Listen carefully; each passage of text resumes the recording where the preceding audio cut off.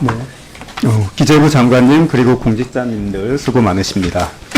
오늘 기재부 업무보고를 보면 건전재정 대책에 지출 구조 조정만 있고 재정 수요 확보 방안이 없습니다. 총선 이후로 달라진 것이 없다고 생각을 합니다. 결국 재정청문회가 불가피하다는 생각을 하게 되었습니다. 국민이 경제정책에 의아해야 하는 부분이 많아 제가 국민을 대신해 질의하겠습니다. 장관님 화면을 좀 보실까요? 네, 저하고 상식 퀴즈를 한번 풀어보겠습니다. 제가 올해 A 금융상품에서 3천만 원 이익을 냈습니다. B 금융상품에서는 4천만 원 손해가 났습니다. 그래서 1,000만 원 손해가 났습니다. 그럼 내가 세금을 내야 하는 합리적인 기준은 얼마일까요? 1번 세금을 내지 않는다, 2번 3천만 원. 제가 죄송합니다만 그 질문의 취지를 알기 때문에 저 답변이 좀 어려울 것 같습니다.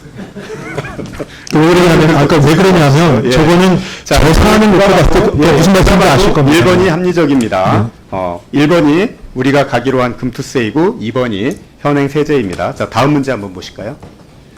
자, 제가 작년에 2천만 원 손실을 냈습니다. 금융투자에서. 올해 3천만 원 이익을 냈습니다. 그래서 누적 수익은 1,000만 원입니다. 그럼 제가 올해 세금을 내야 할 기준인 얼마가 합리적일까요? 1번 1,000만 원, 2번 3천만 원. 네, 그렇습니다. 1번 1,000만 원이 합리적입니다. 제가 모든 사람한테 물어봤는데 전부 1번이라고 얘기했습니다. 역시 1번이 금투세이고 2번이 현행 세제입니다. 근데 지금 3천만 원의 세금을 매기자고 하는지, 왜 매기자고 하는지 이해가 안 갑니다. 자, 다음 문제 한번 또 보시겠습니다. 자, 하루 8시간 아르바이트해서 한 달에 158만 원 버는 20대가 있습니다. 자, 이 20대가 부담해야 될 세금은 얼마일까요? 예, 이거는 제가 답을 말씀드리겠습니다. 3.3% 세율로 원천 징수당합니다. 자, 다음 문제 한번 보실까요? 한 종목에 50억 원이 넘지 않게 총 1,000억 원을 운용해서 1년에 200억 원을 번 주식 부자가 있습니다. 이 사람 세금 얼마나 낼까요? 총리님? 네, 보고 있습니다. 예, 얼마 낼까요, 이 사람 세금? 이거는 아실 것 같은데. 네, 뭐, 저기, 예. 네, 양도소득세를 곱하면 되겠죠. 네. 그래서 얼마입니까, 세금이? 200원에 25%? 뭐 이렇게 될 것 같습니다. 자, 답 한번 볼까요? 0원입니다. 이거 총리님이. 55원이 넘지 않게? 네. 네. 자, 대학생은 아르바이트만 해도 세금을 따박 원천 징수하는데 주식으로 수백억을 번 주식 부자들은 세금 한 푼 내지 않는 게 현행 세제입니다. 장관님, 이게 과연 공정하고 합리적입니까? 그 의원님께서 저한테 자, 200억 원을 번 주식 부자는 작년까지, 지난해까지만 해도 약 50억 원의 세금을 내야 했습니다. 하지만 올해부터는 한 푼도 내지 않도록 정부가 제도를 바꾸어 주었습니다. 감세를 해준 것인데 윤 정부가 세법을 10년 전으로 퇴행시켜 놨습니다. 저한테 물어보면 답변을 드려야 될 것 같은데. 예. 네. 나중에 끝나고 주시면 좋겠습니다. 네, 그렇게 하겠습니다. 장관님, 이 윤 정부는 왜 자꾸 불공정, 불합리한 부자 감세로만 가려고 합니까? 세수 확보 방안에 총력을 기울여도 모자랄 판에 선심성 감세 정책 행진을 벌이고 있는 이 정부를 보면은 정말 가슴이 답답합니다.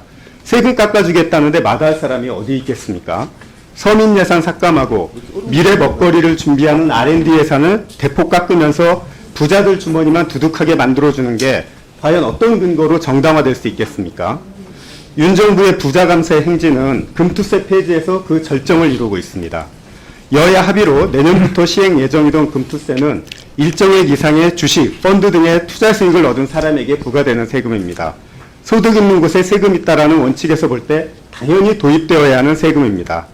아까 퀴즈에서 본 것처럼 금융상품의 손익을 처음으로 통산하고 손실을 2월 공제해주는 글로벌 스탠다드에 부합하는 합리적인 세제입니다. 우리나라 조세 분야의 오랜 수건이자 숙제였습니다. 그런데 대통령 말 한마디에 뜬금없이 금투세를 폐지하겠다고 합니다. 금투세 폐지 이후로는 주식시장 활성화와 투자자 보호를 내세웠습니다. 이를 통해 소위 코리아 디스카운트 현상, 즉 우리 기업들의 주식이 과소평가되는 현상을 해소하겠다고 합니다. 이에 더해 선량한 투자자들에게 피해를 주는 일은 없어야 한다는 말까지 했습니다. 나는 대통령님의 그런 이해할 수 없는 발언이 밑에서 잘못 써준 것인지 실제 본인 생각이신지 아직도 궁금합니다. 과연 금투세 부과가 코리아 디스카운트가 발생한 주요 원인이라고 말할 수 있을까요? 장관님, 코리아 디스카운트란 말이 언제 나왔는지 아십니까? 코리아 디스카운트 현상은 금투세라는 말이 나오기 훨씬 오래전부터 계속 있었습니다. 금투세를 하겠다고 하니까 새로 나타난 현상이 결코 아니라는 얘기입니다. 윤 대통령께서 코리아 디스카운트가 왜 생겼는지를 이해하고 있지 못하는 것이 분명합니다.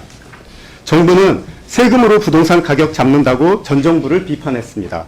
그럼 세금으로 주가를 올리겠다는 것은 더욱 어불성설 아닙니까? 더욱 납득이 안 가는 것은 선량한 투자자들에게 피해를 입히지 말아야 한다는 말입니다. 그러면서 우리하고 맞지 않는 대만 사례를 듭니다. 그런 논리라면은 선량한 근로자들을 보호하기 위해서 근로소득세를 폐지해야 하는 거 아닙니까? 선량한 소비자들을 위해서는 부가세를 폐지해야겠네요. 왜요? 주식 투자자만 선량하고 근로자와 소비자들은 선량하지 않습니까? 금투세의 부담이 너무 무겁다 또는 크다에 대해서는 당연히 논의가 되어야 합니다. 그러나 금융투자에서 발생하는 소득에 과세하는 것 그 자체가 부당하다는 논리는 어불성설에 불과합니다. 국정운영에 책임을 지고 있는 분들이 세금을 부과하는 행위가 선량한 시민에게 피해를 입힌다는 논리를 펴는데 납득하기 어렵습니다. 대학생은 아르바이트만 해도 아르바이트에서 용돈만 벌어도 세금을 따박따박 원천 징수당합니다. 그런데 주식으로 수십억, 수백억을 번 부자들은 세금 한 푼 안 내는 게 현행 세제입니다. 장관님, 이게 과연 공정하고 합리적인 세제라고 할 수 있습니까? 막대한 투자 수익을 넣는 주식 자산가에게 매년 1조 원 이상의 감세 혜택을 주는 것이 부자 감세 아니고 무엇입니까? 금투세 폐지는 부자 감세 그 이상도 이하도 아닌 부자 감세 그 자체입니다. 세상에 공짜 없듯이 부자에게 돌아간 감세 혜택은 반드시 서민과 미래 세대에게 증세라는 냉정한 청구서로 돌아온다는 것을 우리는 역사를 통해서 봤습니다. 이러고도 이 정부가 민생을 열심히 챙긴다는 말을 할 수가 있습니까?